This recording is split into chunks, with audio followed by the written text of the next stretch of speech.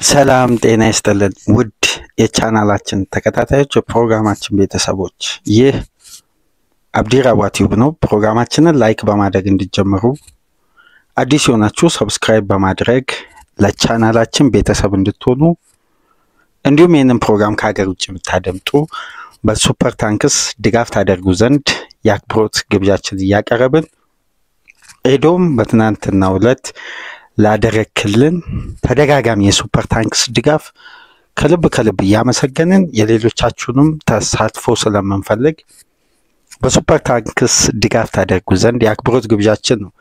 ቼልሲ ዛሬ ምሳ ሰዓት 8 ተኩል በስታንፎርድ ብሪጅ ኤቨርተንን ያስተናግዳል። ከዚህ ጨዋታ ቀደም ብሎ ግን ቼልሲዎች በወሳኝ ምዕራፍ ትልቅ ጨዋታ ሊያደርጉ ተቃርበዋል።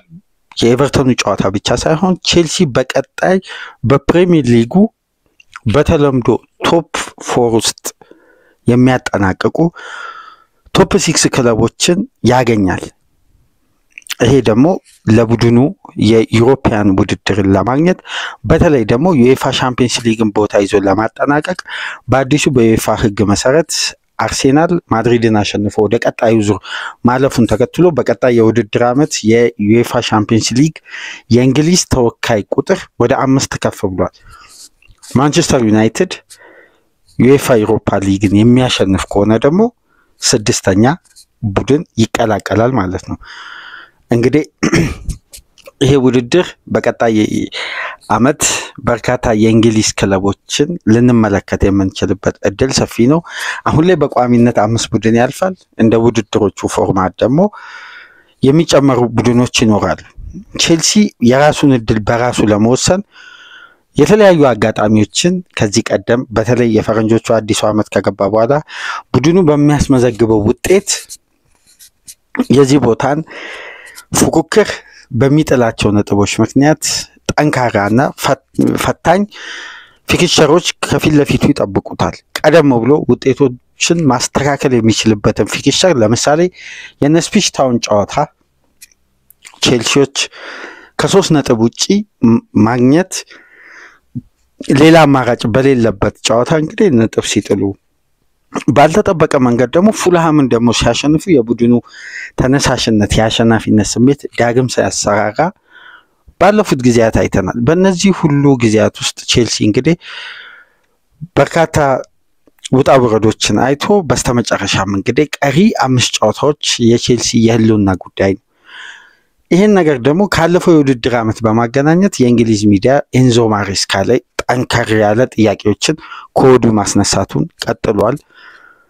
የቼልሲ የተጠናቀቀው የውድድር ዓመት አሰልጣኝ ማውሪሲዮ ፖቼቲኖ በሊጉ የመጨረሻ 5 ጨዋታዎችን አሸንፈው ከቦታቸው ተሰናብተዋል። ቼልሲ ዛሬ ሊወዳደር ወይም ዋንጫውን የማሳካት እድሉ ከ70% በላይ ከፍ ያለው ዩኤፋ ኮንፈረንስ ሊግ ጨዋታን እንዲያደርግና ቢያንስ በዩኤፋ ውድድር ላይ መሳተፉ በቡድኑ የፋይናንስ ስርዓት ላይ የተወሰኑ መረጋጋት እንዲፈጠር ምንም እንኳን ቼልሲ ከዩኤፋ ትልቅ የምርመራ ጉዳይ ቢከፈትበትም ክስ ሳይሆን የቡድኑ የፋይናንስ ስርዓት እንዲመረመር ዩኤፋ ይፋዊ አንዳንድ ጉዳዮችን ከቼልሲ እንደሚፈልግ በቅርብ ሳምንት ቢያሳውቅም ቼልሲ ግን በዩኤፋ ውድድር ውስጥ መገኘቱ በዚህም ወቅት ትልቅ መረጋጋትን ፈጥሮለታል ቡድኑና በቀጣይ የዝውውር መስኮት እንኳን ምን ያክል ለማጠናከር ቡድናቸውን እንዳቀዱ በዴን የንሰን የዝውውር ሂደት ላይ ከትናንት በስቲያ አንስተን ተወያይተን ነበር። ዛሬ ግን ቼልሲን የምንመለከተው ከወሳኝ ተጫዋቹ ፔድሮ ኔቶ አስተዋጽኦ እንዲሁም የቡድኑ የዘንድሮ የውድድር ዓመትና የኤንዞ ማሬስካ የመጨረሻ 5 ጨዋታዎች ኤቨርተንን ጨምሮ ኖቲንጋም፣ ማንቸስተር ዩናይትድ፣ ሊቨርፑል፣ ኒውካስል ቼልሲ ይህን ፈተና እንዴት ይሻገራል? በጣም ፈታኝ ፊክቸር ነው ለኤንዞ ማሬስካ ከፊት ለፊታቸው ያሉት። ስለዚህ የዛሬው ጨዋታ ከ3 ነጥብ ውጪ ምንም አይነት ውጤት መመዝገቡ ለቼልሲ ትልቅ አደጋ ነው የሚፈጥረው። በተጠናቀቀው የውድድር ዓመት በዚህ ወቅት ግን አሰልጣኝ ማውሪሲዮ ፖቼቲኖ 5ቱንም ጨዋታ አሸንፈው ነው የውድድር ዓመታቸውን ያጠናቀቁት። የኤንዞ ማሬስካ ቡድን ግን ከማውሪሲዮ ፖቼቲኖ በይበልጥ የተረጋጋ ነው። በውጤት ደረጃ በተለይ ሁለተኛ ዙር ላይ መንሸራተቶች ቢያሳዩም ግን አጀማመሩና የነበረበት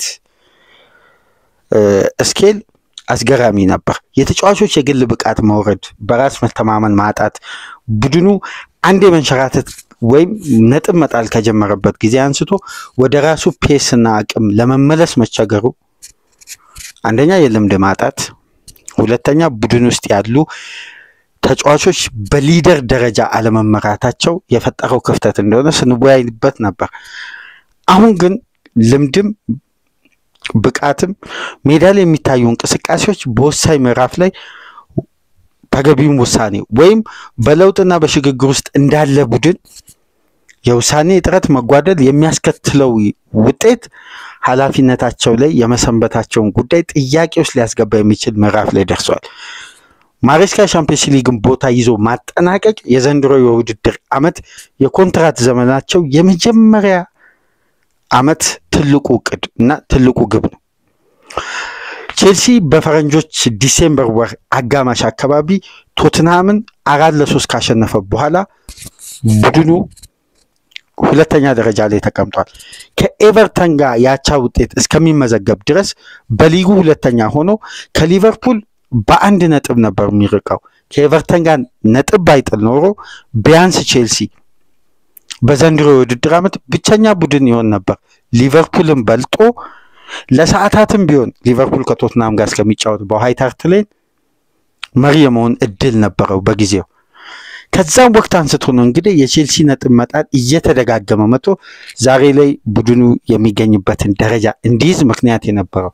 በርካታ ዝርዝር ጉዳዮችን በየጊዜው አንስተናል።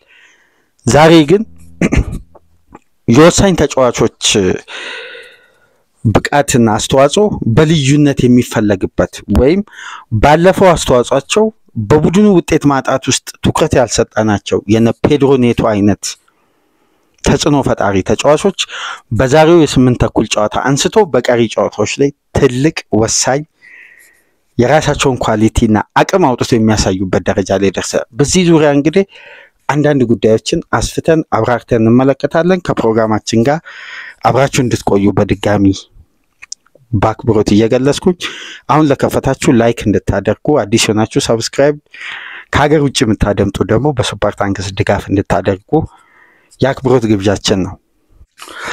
ቼልሲ በዘንድሮ የውድድር ዓመት ብዙ ውጣ ውረዶችን አይቶ ዛሬ ላይ እዚህ ደርሷል። ከተጠናቀቀው የውድድር ዓመት ይሄ ቡድን በዘንድሮ በበርካታ ጉዳዮች ብዙ መሻሻሎችን ብዙ ጥረቶችን ካለፈው የውድድር ዓመት የዘንድሮ ቼልሲ በብዙ መልኩ የተሻለ ነው። ግን የተሻለበትን መንገድ ደግሞ አጠናክሮ ለማስቀጠል ደግሞ ያለው ጥረት በታሰበለት ወይም ባጀማመሩ ደረጃ አልሆን ብሎ የተወሰኑ የውጤት ክፍተቶች ይስተዋሉ ነበር። አሁን በቼልሲ ቡድን ውስጥ ከምናያቸው ወሳኝ ጥንካሬዎች ውስጥ የተጫዋቾች ኳሊቲ ነው። ቼልሲ በዘንድሮ የውድድር ዓመት የመጀመሪያ 18 ጨዋታ ውስጥ ያለው አይደንቲቲ እና አሁን ላይ ያለው የአሸናፊነት ስፕሪት በተመሳሳይ መልኩ አለመዝለቁ አንደኛ የልምድ ማነስ፣ የሊደር ማነስ፣ ጌምን ማኔጅ የማድረግ አቅም፣ ቡድን ውስጥ ያለው ስፕሪት ከፍተኛ ፍላጎት ማኔጅ የተደረገበት መንገድ በብዙ ውጣ ውረድ ቡድኑ እንዲያልፍ ምክንያት ሆኗል። አንደኛው በራስ መተማመኑ ከጊዜ ወደ ጊዜ እየራቀው የመጣው የሚዲያው ጫና፣ የቡድኑ ውጤት ማጣት፣ በተለያዩ ምክንያቶች ጫና ውስጥ የገባው የኮል ፓልመር ብቃት በሜዳ ውስጥ ባለው እንቅስቃሴ አስተዋጽኦ ሳይቀንስ ግን በግብ ላይ ባለው ደግሞ ቀጥተኛ አስተዋጽኦ ተጫዋቹ ወረድ ሲል የራሱን መነቃቃት ወይም በራስ መተማመኑ ከፓልመር ጋር ለመሆኑ ቡድኑ ደግሞ በአብዛኛው የክሬቲቪቲ አቅሙን ወደ ተጫዋቹ ባላንስ አድርጎ ማጥቃቱ ደግሞ የፈጠረው ክፍተት አለ። ነገር ግን የዘንድሮ የውድድር ዓመት በጁን 3 ሲጠናቀቅ ቼልሲ በዘንድሮ የውድድር ዓመት የመጨረሻ ጨዋታው የሚያደርገው ከኖቲንጋም ፎረስት ጋር ነው። ከ22 ቀን በኋላ በጁን 16 የፕሪሚየር ሊጉ ውድድር ከተጠናቀቀ በኋላ ከ22 ቀናት በኋላ ወደ ክለብ ወርልድ ካፕ ይጓዛል። በተጠናቀቀው የውድድር ዓመት ጁን 3 ነው ኤንዞ ማሬስካ ስራቸውን በይፋ በቼልሲ ቤት የጀመሩት። ታዲያ እንዴት ነው ቼልሲ በዘንድሮ የውድድር ዓመት እያስመዘገበ ያለው ውጤት? አምና በዚህ ወቅት ማውሪሲዮ ፖቼቲኖ 5ቱንም ጨዋታ አሸንፈዋል። ያሸነፏቸውንም ጨዋታዎች እናውቃለን። አሁን ላይ ግን ቼልሲ ከፊት ለፊቱ ያሉ ተጋጣሚዎች ምን ያክል ፈታኝ ናቸው የሚለውን እስቲ በተወሰነ መልኩ ይሄ የቶፕ 5 ጉዞ በቀጣይ ጨዋታዎች ምን አይነት ውጤት ሊመዘገብ ይችላል? ለምሳሌ ማንቸስተር ሲቲ 3ኛ ደረጃ ላይ ያለው 61 ነጥብ ይዞ በቀጣይ ከወልቭስ ጋር ይገናኛል በሜዳው። ከዛም ከሳውዛምፕተን፣ ከበርንማውዝ፣ ከፉላም ሁለቱ ለዓለመውረድ የሚጫወቱ ክለቦች ናቸው። በርንማውዝ የሚገጥመው ሜዳው ላይ ነው። ፉላምን ነው በመጨረሻ ቀን ከሜዳ ውጭ የሚገጥመው። ኖቲንጋም ፎረስት 60 ነጥብ አለው። በዚህ ሳምንት ከብሬንፎርድ ጋር ይጫወታል። ከዛም በቀጣይ ሳምንት ከክሪስታል ፓላስ ጋር ይጫወታል። ከዛን ከሌስተር፣ ከዛን ከዌስትሃም፣ ከዛን ከቼልሲ። ኒውካስል በዚህ ሳምንት ከስፒሽ ታውን ጋር ነው የሚጫወተው። ከዛም በኋላ ወደ አሜክስ ተጉዞ ከብራይተን ጋር ይጫወታል። ቼልሲ አርሴናል ኤቨርተንን ነው የሚያገኘው ኒውካስል። ቼልሲ ከኤቨርተን ከተጫወተ በኋላ በሜዳው በቀጣይ ሳምንት ሊቨርፑል የሊጉን ዋንጫ በዚህ ሳምንት የሚያረጋግጥ ከሆነ በቀጣይ ሳምንት ደግሞ በስታንፎርድ ብሪጅ ሊቨርፑልን ያስተናግዳል። በተመሳሳይ 2 አድቫንቴጅ የሜዳ ተከታታይ ጨዋታ ያደርጋል። ከዛም ወደ ሴንት ጄምስ ፓርክ ተጉዞ ከኒውካስል ጨዋታ መልስ ማንቸስተርን፣ ከዛን ኖቲንጋም ፎረስትን። እነዚህ 4 ክለቦች ግን ለቼልሲ ፍጹም ፈታኝ እንደሚሆኑ ይጠበቃል። ለምሳሌ አስቶን ቪላ 57 ነጥብ ይዞ 7ኛ ደረጃ ላይ የተቀመጠው፣ ፉላም፣ በርንማውዝ፣ ቶትናም፣ ማንቸስተር ዩናይትድ ነው። ለዚህ ለቶፕ 5 ከ3ኛ እስከ 7ኛ ደረጃ ይዞ ያሉ ክለቦች ከ3ኛ እስከ 5ኛ ደረጃ ይዘው ለማጠናቀቅ ካላቸው ቀሪ ፊክስቸር አንፃር ሲቲ ቀለል ያለ ፊክስቸር ያለው ይመስላል። ምክንያቱም ወልቭስ እና ሳውዛምፕተን ስላሉት። ካሉት ክለቦች ደግሞ ጠንካራ ፊክስቸር የሚጠብቀው ቼልሲ ነው። የሊጉን ሻምፒዮን ሊቨርፑልን፣ ከዛን ለቶፕ 4 የሚጫወተው ኒውካስልን፣ ማንቸስተር ዩናይትድን ተቀናቃኝነት፣ ከዛም በኋላ ደግሞ እንደገና ለቶፕ 4 የሚጫወተው ኖቲንጋም ፎረስት። የዛሬውን ጨዋታ ሳንጨምር ከ4ቱ ተጋጣሚዎች ውስጥ አንዱ ሻምፒዮን፣ 2ቱ ለቶፕ 4 የሚጫወቱ ክለቦች መሆናቸው ደግሞ ለቼልሲ ሂደቱን ፈታኝ ያደርጋል። ታዲያ በዚህ መሃል ቼልሲ በሌሎች ክለቦች ውስጥ የማናየውን ኳሊቲ በውስጡ ትልቅ አቅም ይዟል። የአሸናፊነት መንገድ መብቴ የሚሆኑ ከምንም ላይ ግብ የሚያስቆጥሩ ከምንም ላይ ጥንካሬን ማምጣት የሚችሉ ቡድኑን በየትኛውም መመዘኛ ላይ ቢሆን ውጤትን መቀየር የሚችል እምቅ ችሎታ ያላቸውን ተጫዋቾች አሉት። በዋነኝነት ደግሞ ተጽዕኖ ፈጣሪው ተጽዕኖ መፍጠሩን ከፍ ብሎ ማሳየት የሚችል ከምንም ላይ ደግሞ ቼልሲ ነጥብ እንዲያሳካ ትላልቅ አጋጣሚዎችን በሜዳ ውስጥ ክሬት ማድረግ የሚችል አቅም ያለው ደግሞ ፖርቱጋላዊው ፔድሮ ኔቶ ነው።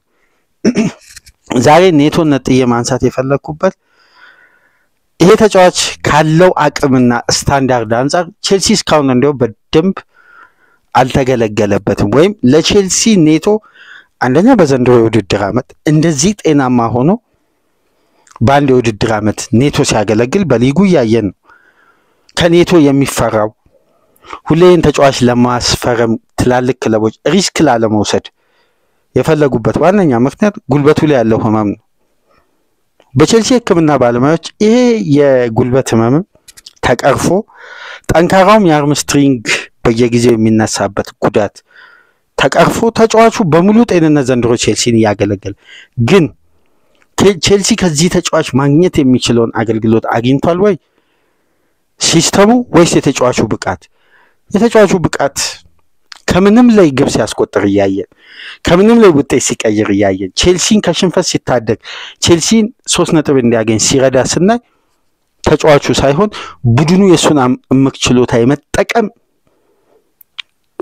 ኳሊቲው እንደ ቀድሞ ተጫዋቾች የሚገለገልበት መንገድ አለመሆኑ አንደኛው በዘንድሮ የውድድር ዓመት የዚህ ተጫዋች ተጽዕኖ ጎልቶ እንዳይወጣ በዚህ የቼልሲ ውጤት ውስጥ እንኳን ኔቶ ይመሰገናል።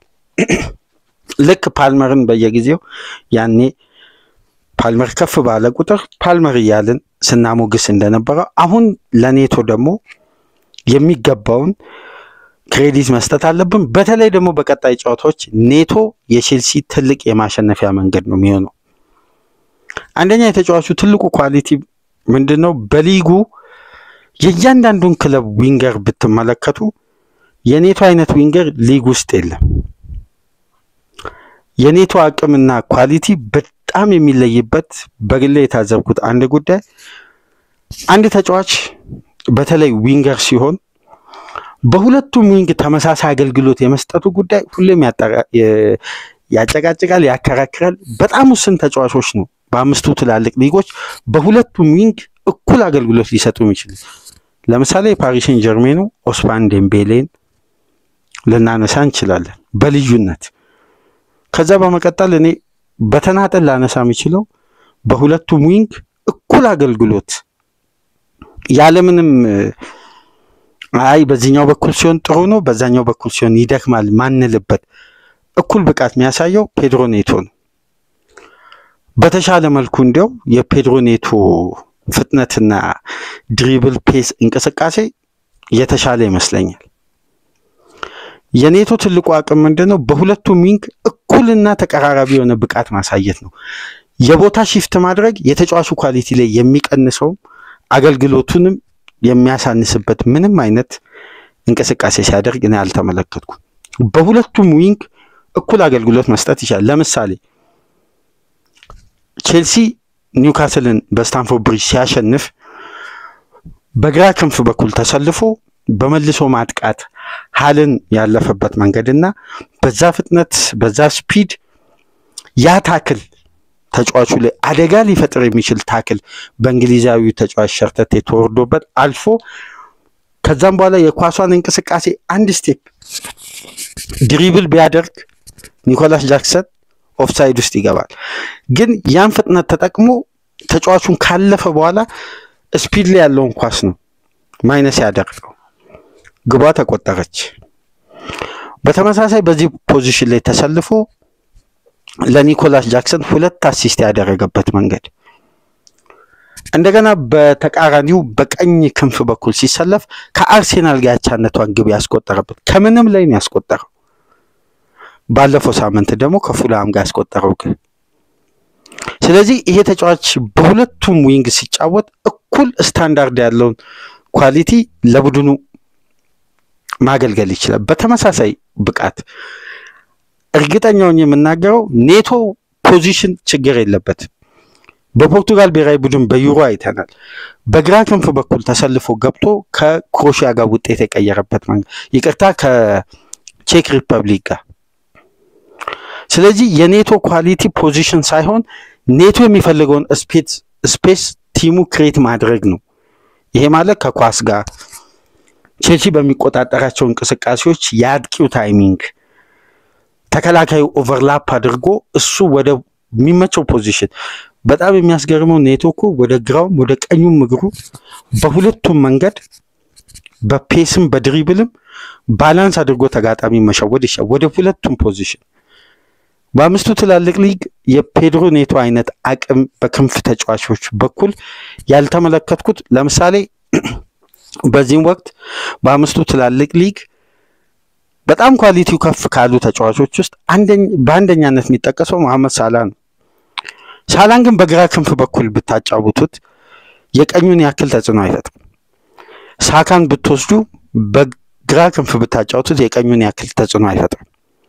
አሰልጣኞቹም አይሞክሩት የተጫዋቾች ብቃት እዛ ጋር አገልግሎቱ ዝቅተኛ ስለሆነ ነው።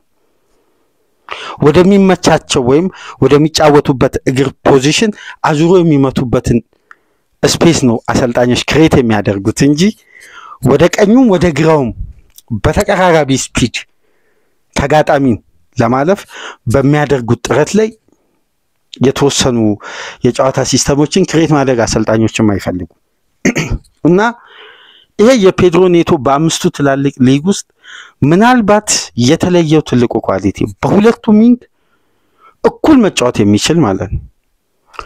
ያውም የግራ እግር ተጫዋች ሆኖ በሁለቱም ክንፎች መጫወቱ የተለየ ያደርገዋል።